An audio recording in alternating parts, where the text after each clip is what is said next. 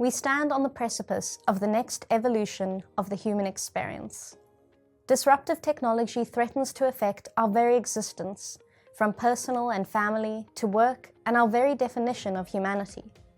With an ever-increasing onslaught of technology-driven tools, such as generative AI, robo assistants, and always-on awareables, how can you not only survive, but thrive in an algorithmic world? You're listening to Beyond Insights, your go-to podcast for all things accounting, business, and technology. From cybersecurity and AI innovations to sustainability and work-life balance, we've got you covered. We host insightful guests from different backgrounds, industries, and locations all around the world. From this diversity of thought, we aim to find solutions to some of our most pressing business problems. Thank you for tuning in. Let's dive right in and go beyond insights. Hi everyone, welcome to today's episode of Beyond Insights. In this episode, we're going to be discussing the technological revolution and what it means to be human in an algorithmic world. And today I'm joined by Craig Ring. Thank you for joining us. Craig is a global speaker and AI company founder, and also, as your website says, a tour guide to tomorrow. Absolutely. Thanks for having me. I really appreciate it. Thanks, Alex. Pleasure. Maybe you can just tell me a bit about yourself beyond my very brief introduction, and how you got to looking into this topic. Sure. So, at a very high level, I'm an engineer by qualification. I did electrical engineering, and part of my final year dissertation was to create a device to assist partially sighted kids. So now I'm going to date myself here, but that was over 20 years ago. Part of that process was to say, how do I design a program? And at that stage, I was playing on the fringes of artificial intelligence already. So I was doing things like edge recognition and boundary recognition, which was a prelude for things like text-to-speech. Right? And so I started playing that area. Fast forward to where we are right now, there was a whole bunch of other interventions. I started a couple of companies. I worked at Google for a while. One of the companies that I started was a non-profit in California, working in the clean tech space. Came back to South Africa, where I was at Google. And then I've been doing this futurist work for probably over the last decade and a half, 1.5 decades. And a lot of it has been about saying, how do we think about the future differently? And specifically, if you look at something that's topical like AI, which we'll discuss today, it's around the impacts and what does it really mean? And also, how do we unpack some of the stuff? So what is what's fact, what's fiction? What do we really have to think about as business leaders to say, is this going to affect us or not? So it's really been a journey that's been filled with entrepreneurship, startups, innovation, and it's really about saying, how do we not just think about tomorrow, but how do we create that? Awesome. Sure. That is a lot of interesting background. Really, really cool. Also interesting to hear, I don't know how long concepts like text-to-speech and AI have actually been around for. And I feel like we're only really starting to talk about them so much at the moment. Yeah, it's the old saying, right? It's like saying, I'm a 10-year overnight success, as the saying goes. Yes, exactly. But AI has been around for 40, 50, 60 years. We didn't call it AI and it wasn't sexy, but even now, viewers will know this. You use AI and you have been for the last 20 years. A simple word processor that's autocorrect. That's a version of AI because it's a rules-based engine. Using Google Maps, using Waze, driving somewhere. That's that. It's really as simple as saying, what's a process, what's an algorithm that determines if this, then that conditionality. So it's really something that we take for granted in so much of what we do today already. We take it for granted, but not just that. I think it's also been hyped up so much. So we're now fearful of this thing that's in the zeitgeist. Yes. It's in our minds, and we hear AI is going to take our jobs, and AI is going to do this, and AI is going to be, it's like the old Skynet. And what's real or not? But the fact of the matter is, you've been using this for such a long time already. It really has been. So how do you see the rise of today's AI sort of reshaping our reality? Is it this scary thing that everybody's worried about, robots taking our jobs? Is it something that's more going to be like integrated into our lives? How do you see it? Well, so I think it's worthwhile just to go and say, what was the tipping point? And the real tipping point per se was the democratization of access to AI tools. And here I'm speaking specifically around ChatGPT, right? Yes. So this is about 2 years ago. So circa 2 years ago, it became publicly available. OpenAI, the company that owns and created ChatGPT, has been around for years. It's been around for well over, I think it's close to a decade now already. Right? Oh, wow. And at that stage, you could go on, but the process was difficult and it was harder. You had to buy tokens, you had to do this, you had to choose different kinds of engines. It was a complicated technical process. What happened is when ChatGPT became publicly available, it democratized access to certain things. Because it democratized things, the common person, the lay person, shall we say, now had the ability to have this magical technology. And as the saying goes, technology that's so advanced, it seemed like magic. So now suddenly you have this thing that's available to say, we can ask it questions about this and ask about, ask it questions about objective and subjective truth. Okay, so that's the real tipping point. How does this play out? Well, I think there's a few pieces. There's a few pieces which I'm happy to discuss also. Is for a lot of commentators, they say, when you look at how far AI has come in a relatively short space of time. So we're talking about ChatGPT, we're talking about Gemini, we're talking about Midjourney, and all these other things that have come across. And they're like, well, if you look at the progression of how quickly it's been over the last 2 years, surely it's going to change at least at the same rate, if not quicker. Therefore, if our brains follow this through, it means it's going to be some version of the future. It's going to be scary. It's going to be this. It's going to be the Skynet type thing, right? The truth of the matter, it's a lot more nuanced than that. Okay, so part of the work that I'm doing within the introduction that I missed out is also I work in the future space. And that's really about not prediction about the future, but it's about strategy. What does the future potentially look like and how do we map this out? No one can really tell us where the future is going. Okay, and this is where I will depart with a lot of contemporaries in the space. There's a lot of naysayers. It's going to take your job. It's going to do this. No one really knows. Okay, so let me give an example. 2 years ago, 3 years ago, if we were having this conversation, we probably would have been speaking about virtual reality. Yes. We've probably been speaking about Facebook. Look at the rebrand to Meta.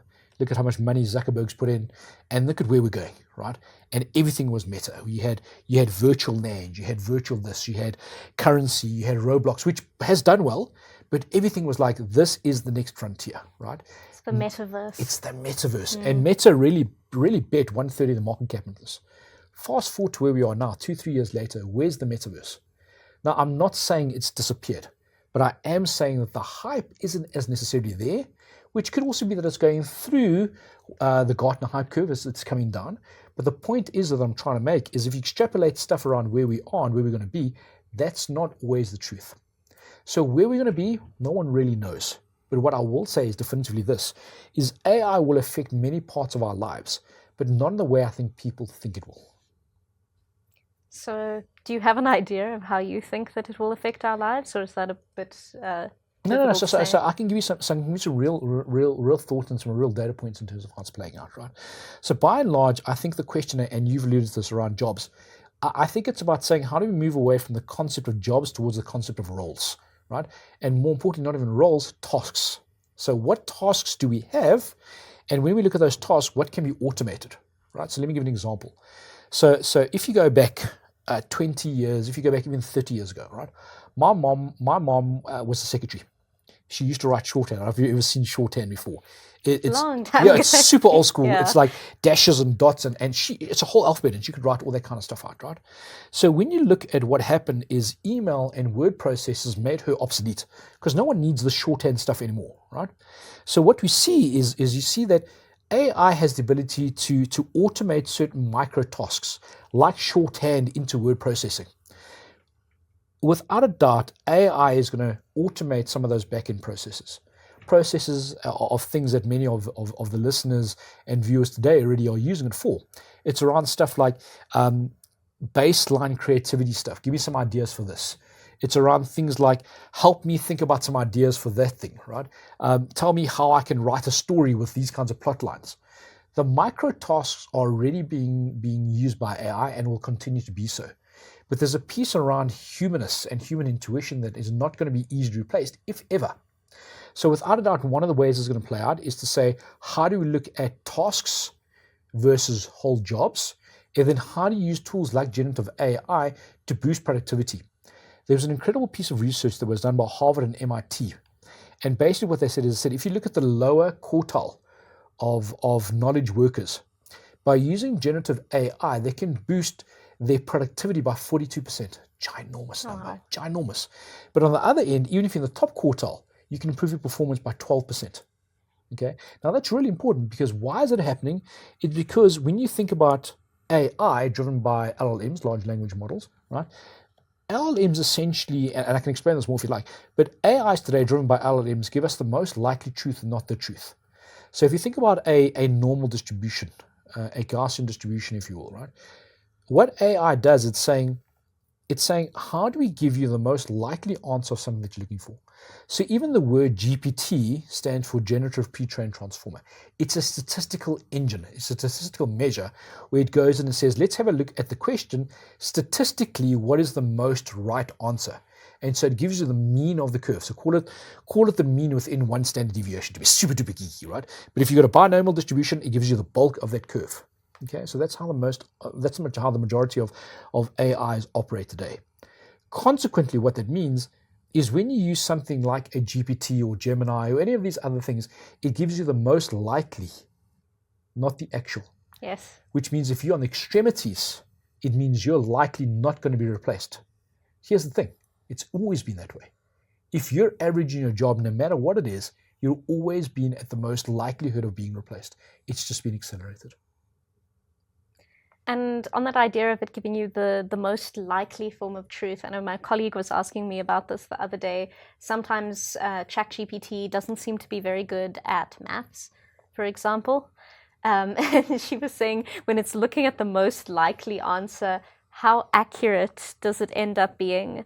And yeah, I guess on the mathematical level, I kind of expected that it would be good at maths. I don't know, because this is my stereotypical idea of computers.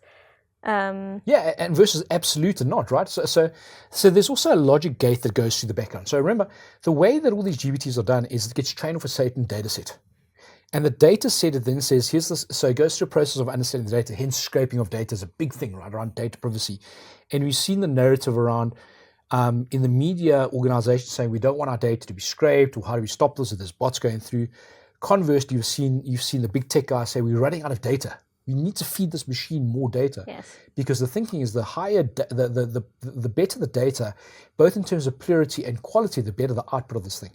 Because we're trying to map out what do we know to be true, or what we think to be true, and then this AI interface, this little layer, this piece, this membrane, then goes and tries to say, if it has the absolute answer, we'll give you the absolute answer. If not, we'll give you the most likely answer. So what's ongoing with mathematics is really interesting. If it's a basic 2 + 2 is 4, okay, that's very easy. But some of the things become, specifically when you start to get to high levels of maths, it becomes interpretive data. How do you interpret that data, right?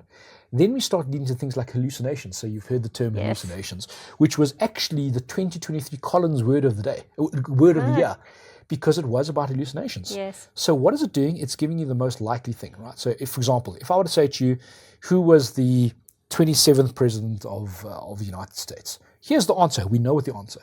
But if you say, who was the best president? Well, now that's subjective on what metric, right? Now the problem is people might be confused with best in totality, or best in terms of rating, in terms of economic growth, in terms of job creation, in terms of whatever the metric may be, right? And they're taking that thing as absolute. So there's many examples, one of which was a lawyer. I'm sure you probably saw that case study where there's a real lawyer. He goes and he uses ChatGPT as a way to prepare for court cases. Yes. Okay, so you saw that. And so you went to ChatGPT, he typed the stuff out, and ChatGPT gives them the most likely answer, not the actual answer, based off the data. So this is actually how it works, right? And it happens it's the same way in academia. So within the world of academia, we know about citations, and we know about all that kind of issues, right? So citation, typically the format that it follows is the name of author, date, name of publication, so name of paper, and then publication and some version thereof, right? So what a GPT would do is would go and say, let's assume, give me an area that you're interested in. What's something that you... Literature. Okay, so literature, right? So we want to find out about the development of, or the influence, and I'm making this up over here. We want to find out about the influence of Roman linguistics within English. Let's broadly, right? So that's what we're right? So you go to ChatGPT and say, give me some data that helps me understand the influence of this. It'll make up information. So it'll say, who is the foremost literature expert that has an influence in Roman whatever, right? Backgrounds. It'll come through and say, okay, cool, it's Black. Black was at its peak, at her peak between 1995 and 2000, because she generated 300 papers during this period of time, right? Who was the second one? Well, it was white. White was coincided not between 1995, but between 93 and 98.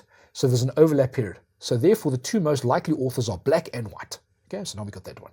We see the date because it's an overlay, so we'll put in 1997. We'll make up a title that fits into what you just said. So it'll be the influence of Roman characters and numerology that led to the development of whatever. So it makes that title up. It then says, based off the data that we have, there is a real literature paper, okay, let's assume there's one, called The Origins of Language. So that's the one. It'll then give you a page number, give you a journal, and it'll also give you a DOI number, which it all makes up. Wow. I think this comes to the point, well, something I can imagine, say a student is looking up this topic and they find this and they think, great, it's referenced it for me, it's maybe written a nice paragraph for me for my essay, and then they don't go and fact check anything because they just assume, ChatGPT is really smart, I'm going to use that. Meanwhile, this has been hallucinated. So the thing that's missing, I think, is actually that critical analysis. Yeah, it's the human analysis, and it's the ability to go and say, what does this really mean for me, right? So first of all, in your example, let's just check this reference. In the case of the lawyer, obviously too lazy to go to the library and pull out these different things, right? But it's legal work, it's case history, it's all this other kind of stuff, right? But you can also use it to find out, again, a likely truth. So Notebook LLM, one which I haven't spoken about before, I'm sure you know about that, right? It's really awesome because you essentially have a workspace, shall we say, where you can upload your own documents and you can then ask it questions, and it's almost like you've created your own AI. So while it might not be correct from a broad spectrum, there's other use cases where you can ask an AI around your specific documents. So what this lawyer could have done is you could have gotten real documents, like real case law, real precedents, real stuff, chucked it into Notebook LLM, and then said, based off these documents which are real, now use the AI, you're the one that Google's given us, and give us some kind of legal arguments for this case. So it's also about knowing how to use AI, knowing what its limitations are, and knowing where your own skills come into play. Although the one thing, a question that I thought of when you were saying, you're going to upload all of these legal documents, the kind of ethics around that, if it's sort of private information of your clients or previous cases, what then happens when you're feeding this data into this machine? I had exactly this question at a conference last week, and the gentleman said, what if you put this data up? How do you know? How do you know it's not going to be used for me? How do you know? And I said to him, first of all, you don't. Right? So one is, and I say this absolutely, we don't. And we see cases of this all the time. We see all the big tech guys get pulled out for this. We've seen data leaks in South Africa as well. We see them around the banks. We've seen them around the credit unions, right? Even though you say this is the case, and it may be the case, it doesn't stop them or doesn't prevent any kind of extrusion and intrusion. So that might happen that even if you protect it as much as you can, it doesn't safeguard you forever, right? So that's number one. But the point that I made to this gentleman, and his question was framed slightly differently. His question was, if I put company documents in there, he said in his words, and I verbatim, upload company documents, but I've seen that information appear somewhere else online, right? How do I safeguard that from happening? Almost similar to your question. I said the question is wrong. And I said, I'll tell you why the question is wrong. As an example, if you look at the big 4 banks in South Africa, maybe big 5 if you include Capitec, maybe 6 if you include Discovery, right? But if you look at the traditional 4 big banks, honestly and truly, what's the difference in strategy between the 4 of them? There is none. The strategy is almost the same. Why? Because the people churn, they have the same consultants, they go to the same conferences, they share the same kind of best practices. So your competitive edge very quickly gets diluted into the marketplace. Now your argument about, but Craig, we're different. At SIFT, we've got some magic stuff, we've got some stuff in the secret sauce. It's completely proprietary, right? Even if somehow an engineer would leak that, they take those secrets to someone else. How do you prevent that? Now you might say, well, maybe in the world of patents, we can do that. Maybe copyright law.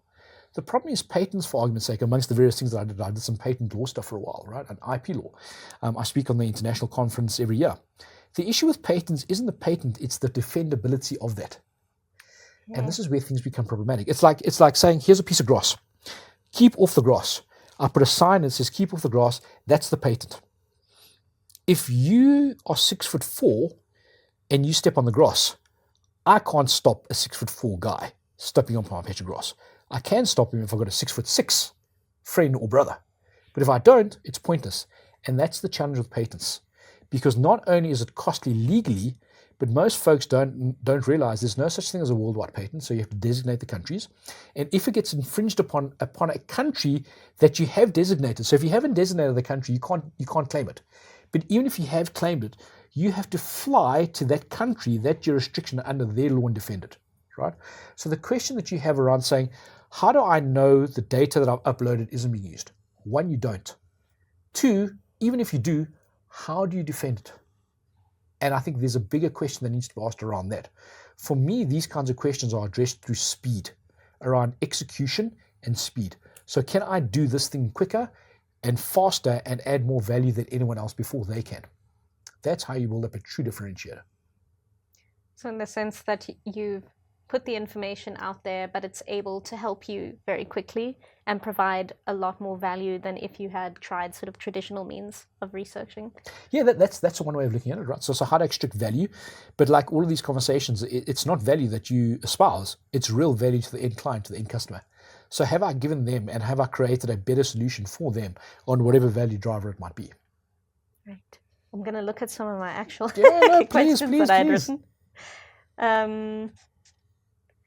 I suppose we touched a little bit on the idea of technology replacing jobs. It's something we talk about a lot on the podcast in general.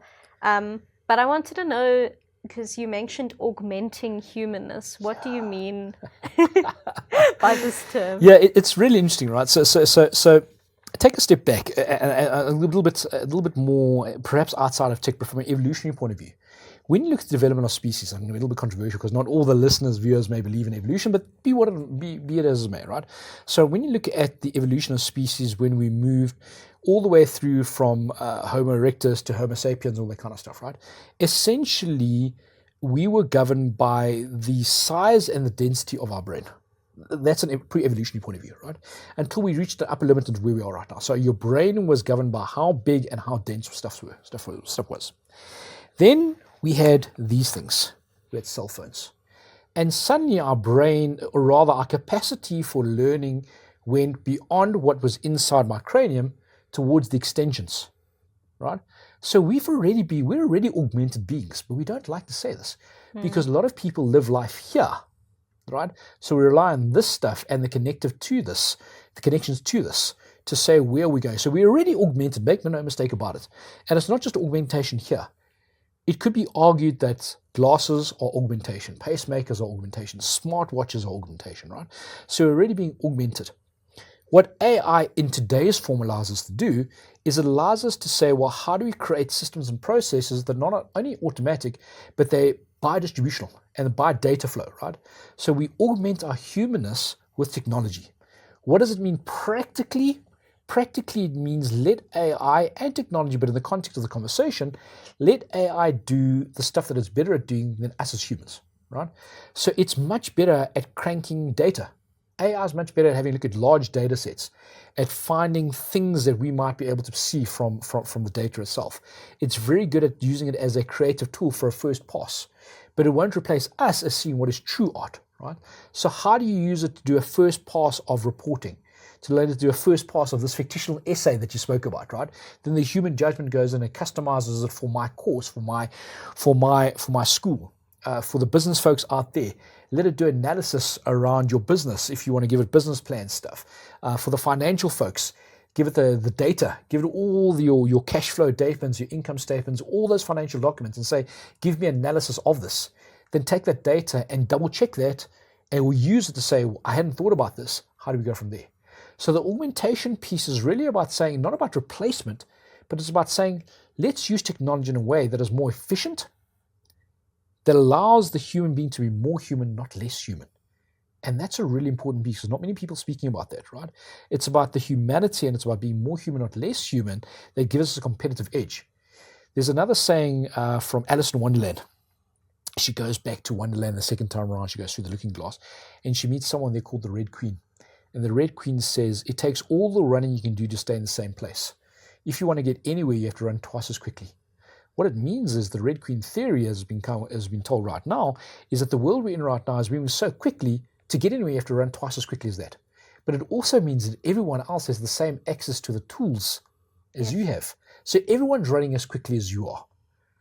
Therefore, and this is where I'm sure you've heard the same before, AI is not taking your job, but someone who knows how to use AI will.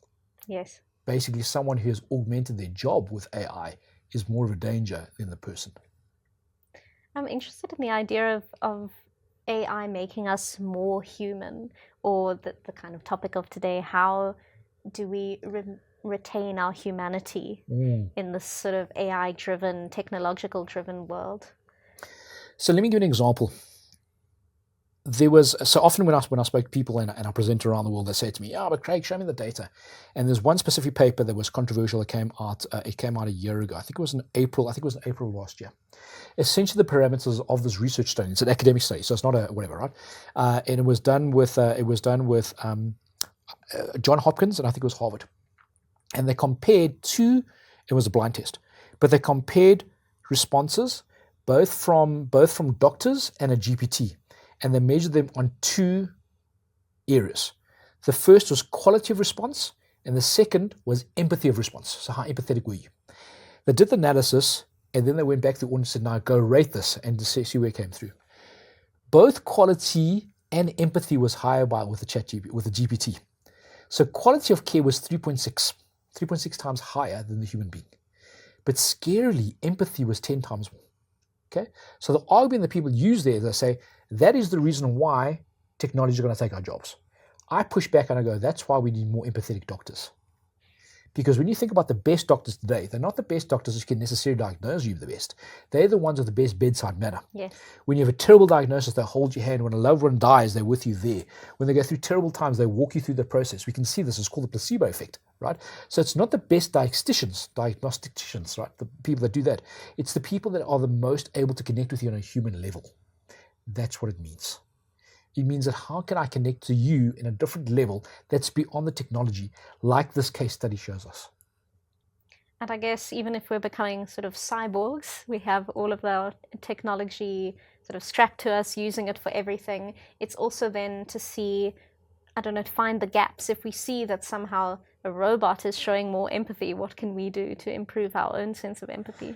Yeah, your point is valid. We're already cyborgs, right? This is already a cyborg. Yeah. But this conversation, yes, you can have it online and Zoom and Skype and and all this other kind of stuff, but you don't have the human connection. We know this. The question is, and it's a bigger question, the question is, are human beings essentially just programmed from a chemical perspective? Because empathy and all those can be a result of chemical responses in our body, right? So that's a different conversation. But the point is there, and the point that I want to drive home for our listeners and viewers is technology should be making you more human, which means connecting with your colleagues, with your family, with people in society, not less. We see the issues through COVID.